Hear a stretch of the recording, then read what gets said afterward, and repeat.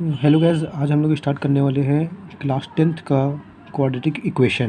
तो जो quadratic equation होता है वो ax square plus b x plus c is equal to 0 के फॉर्म में होता है, जहाँ पर ए एक्स स्क्वायर का कोएफिशिएंट होता है और बी एक्स का कोएफिशिएंट होता है and c is the constant term. And जो क्वाड्रेटिक इक्वेशन होता है उसका जो मैक्सिमम जो पावर होगा वो एक 2 होगा, उसका जो 2 से बड़ा इसमें कोई पावर नहीं होगा। That is called it is quadratic equation. And जो क्वाड्रेटिक इक्वेशन का जो रूट्स होता है उसे हम लोग जीरोज़ बोलते हैं, जो उसका सॉल्यूशन होता है उसको जीरोज़ बोलते हैं। The root of a quadratic equation x square plus b x plus c is equal to 0 और called the zeros of the polynomial.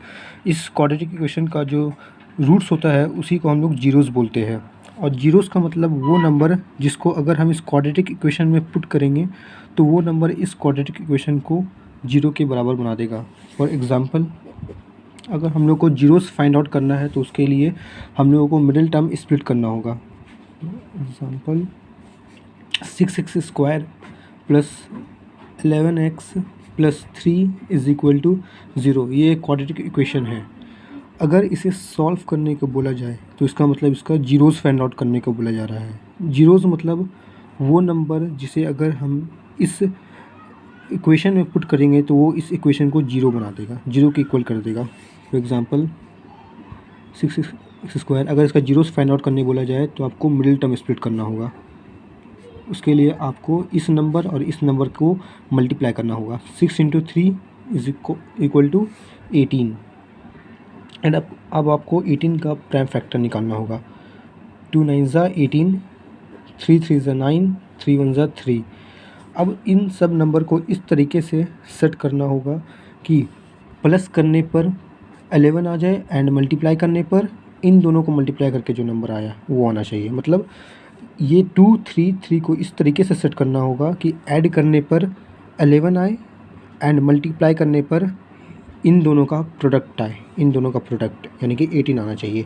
So 2 3 and 3, so 3 into 3 is equal to 9 and 9 plus 2 11 and 9 into 2 18। So 9 plus 2 कितना होता है 11 and 9 into 2 18। तो हमें यहाँ पर ऐसा ही number लिखना है जिसे ऐड करने पर ये बीच वाला नंबर आ जाए और इन दोनों का प्रोडक्ट इन दोनों के प्रोडक्ट के बराबर होना चाहिए। सो 9 प्लस 2 11 एंड 9 2 ज़ा 18।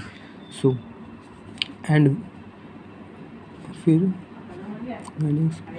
x plus 3 is equal to 0। आप लोगों को ये ब्रैकेट खोलना पड़ेगा एंड ब्रैकेट खोलने के लिए इस x के साथ 9 को मल्टीप्लाई कर दीजिए और 2 के साथ भी x को मल्टीप्लाई कर दीजिए एंड ये ब्रैकेट खुल गया। फिर उसके बाद इन दोनों में से कुछ कॉमन लेना होगा। तो यहाँ पर कॉमन इन दोनों में 3 है एंड x है, तो हम लोगों को यहाँ पर 3x कॉमन लेना होगा। तो 3x कॉमन लेने के बाद यहाँ पर बच जाएगा 2x। कॉमन लेने का ये तरीका है कि जो भी नंबर आपको कॉमन लेना है, कॉमन लेने के बाद उस नंबर से आप इसे डिवाइड दे 3x से 6x स्क्वायर को आप डिवाइड दीजिए। तो 3x से अगर हम लोग 6x स्क्वायर को डिवाइड देंगे तो कितना आएगा, x से x कर दिएगा तो 2x आएगा। सो हम लोगों ने यहाँ पर 2x लिख दिया। यही होता है कॉमन लेने का तरीका। उसी तरीके से यहाँ 3x कॉमन लिए 9x में से, तो 3x से 9x को डिवाइड देना होगा। 9x by 3x is equal to 3। So यहाँ पे 3 आएगा and we have to take common here also. यहाँ पर कॉमन 1 जाएगा, सिर्फ 1 कॉमन जाएगा तो यहाँ पर 2x प्लस 3 बच जाएगा। इन दोनों ब्रैकेट में हम लोग को सेम नंबर लाना होगा। तो यहाँ भी 2x प्लस 3, यहाँ भी 2x प्लस 3। सो 2x प्लस 3 कॉमन ले लेते हैं। कॉमन लेने के बाद फिर यहाँ से इसे काट देंगे तो यहाँ पर 3x बच जाएगा। इस नंबर से ये कट जाएगा तो यहाँ पर भी प्लस 1 बच जाएगा इज इक्वल टू 0। अब इन दोनों को 0 से इक्वेट करना होगा। 2x plus 3 is equal to 0 and 3x plus 1 is equal to 0। So 2x is equal to, ये प्लस में है तो उधर जाएगा माइनस में, and x is equal to -3, ये इंटू में था यहाँ डिवाइड में आ जाएगा तो ये एक 0 निकल गया। उसके बाद 3x is equal to -1, x is equal to -1/3, तो ये 2 जीरोज़ निकल गया। एक पॉलिनोमियल का कितना जीरोज़ निकलेगा वो उसके डिग्री पे डिपेंड करता है। इसका डिग्री 2 है तो इसका सिर्फ और सिर्फ 2 ही जीरोज़ निकलेंगे।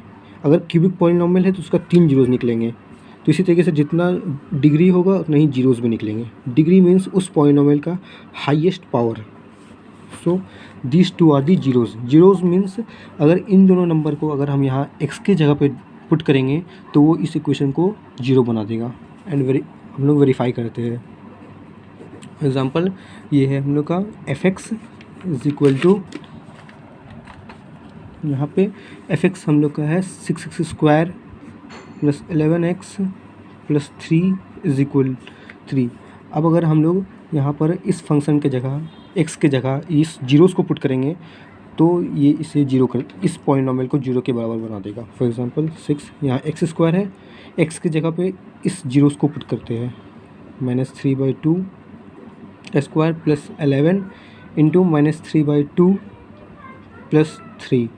सो हेयर 6 इंटू माइनस का स्क्वायर पॉजिटिव, 3 का स्क्वायर 9/2 का स्क्वायर 4 प्लस 11 इंटू -3/2 है, तो यहाँ पर मल्टीप्लाई करके जो आंसर आएगा वो आएगा -33। यहाँ पर ब्रैकेट हटाते हैं, -3/2 प्लस 3, यहाँ मल्टीप्लाई करते 6 9 जा 54/4 -11 3 जा 33/2 प्लस 3।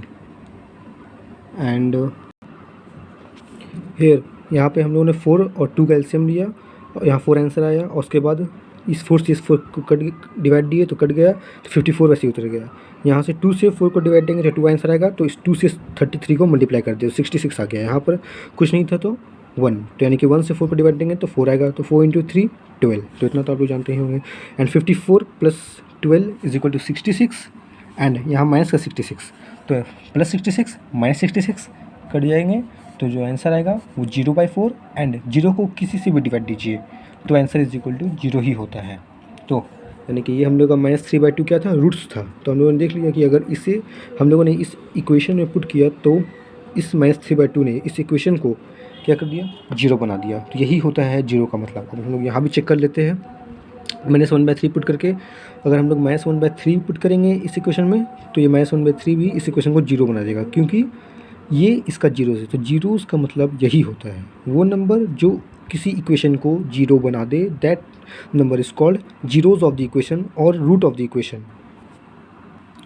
सो हियर हम लोग अब -1/3 को चेक करने जा रहे हैं। ये इस इक्वेशन का जीरोज़ है, तो हम लोग इसे इस इक्वेशन में पुट करते हैं, देखते हैं कि ये इक्वेशन 0 बनता है या नहीं। So let's begin. -1/3 square x के जगह पे उस जीरोज़ को पुट करना है, -1/3 प्लस 3।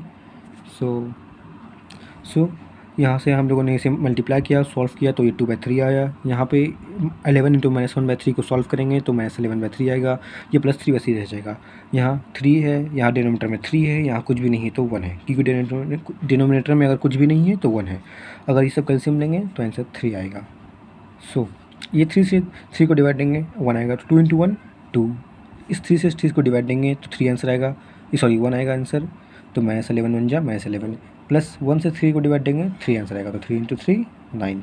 एंड अगर हम लोग सॉल्व करेंगे तो 9 + 2 11, ये माइनस का 11 बाई में 3, तो 11 - 11 इज इक्वल टू 0, 0/3। एंड अगर हम लोग 0 को किसी से भी डिवाइड दें तो आंसर 0 ही आने वाला है, सो 0।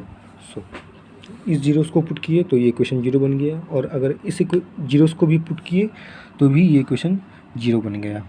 तो यही होता है जीरोज़ का मतलब, और जीरोज़ निकालने का तरीका मैंने बता दिया, उसे वेरीफाई करके दिखा दिया। So thank you.